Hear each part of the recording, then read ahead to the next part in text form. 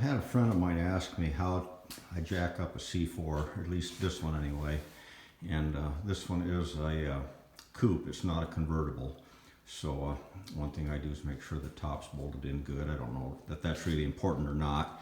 But I used to try to get 2 jacks underneath the factory jacking points. There's one right there at the front and the other one right there at the back, and try to keep it equal as I went up with it.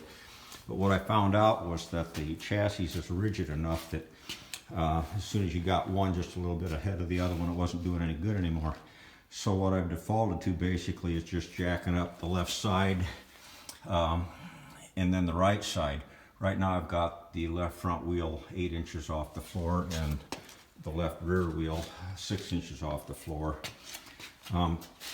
I've got this 2-ton cheapy, I think it was a Harbor Freight or Northern Tool or something, Pittsburgh floor jack, and it works pretty well really.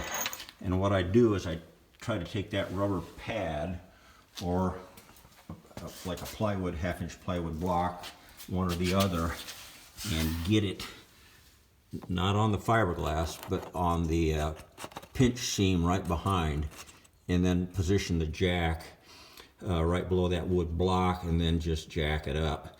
And I get probably the left side maybe about halfway up and put the jack stands underneath there, and then go over and take the right side all the way up, put the jack stands.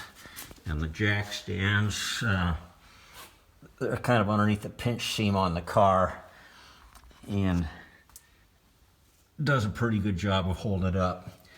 So I used to mess around a little bit trying to jack the front up and then the back up or something like that, but I've kind of defaulted to this for most things anymore.